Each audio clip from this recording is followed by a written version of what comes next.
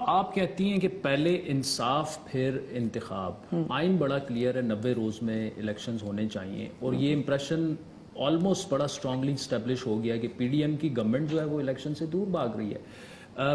انصاف پہلے کیسے ہوگا, اور انتخاب کو تو آپ انصاف سے نہیں جوڑ سکتی.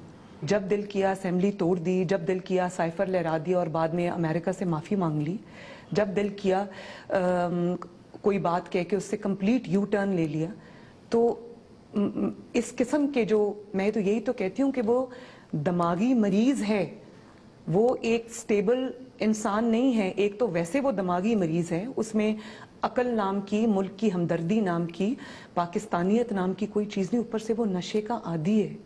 تو وہ فیصلے کرتا جائے گا. ویسے میں نے ان کو خود دیکھا نہیں ہے, تو عادل وہ خود, آپ کو سب پتا ہے, آپ کو سب پتا ہے, تبھی تو وہ اپنی گرفتاری نہیں دیتے. ان کو پتا ہے کہ بلڈ ٹیسٹ ہوگا, آپ جانتے ہیں اس بات کو. جب بلڈ ٹیسٹ ہوگا تو ہر چیز سامنے آ جائے گی. وہ بلڈ ٹیسٹ کی وجہ سے گرفتاری نہیں دے رہے؟ وہ اس وجہ سے بھی, ویسے تو وہ ظاہر ہے, آپ کو پتا ہے کتنے بہادر ہیں وہ. پولیس باہر آتی ہے تو وہ باتھ روم میں چھپ جاتے ہیں, پوری دنیا کو یہ پتا ہے. اور یہ گیدڑ نام ان کا ایسے نہیں پڑا, لیکن اس میں سب سے بڑا خوف ایک یہ بھی ہے, اس میں باقی خوف بھی ہوں گے, لیکن سب سے بڑا خوف یہ ہے کہ بلڈ ٹیسٹ ہو جائے گا.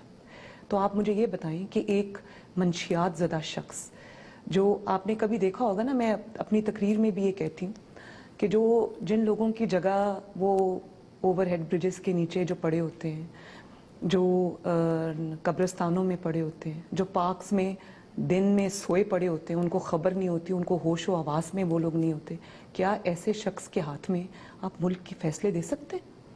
وہ آج آپ سوچیں کہ وہ کیا فیصلے کرتا ہے. یہ سارے الیکشن میں لڑوں گا, وہ لڑتا ہے, اس کے بعد وہ سیٹس ویکیٹ کر دیتا ہے. تو یہ ملک کا جو پیسہ ہے, ویسے یہ الیکشن والی چیز تو کویسچنیبل ہے. نہیں کویسچنیبل نہیں, ان کی ہر چیز کویسچنیبل ہے. میں آپ کو ثبوت کے ساتھ بتا رہی ہوں.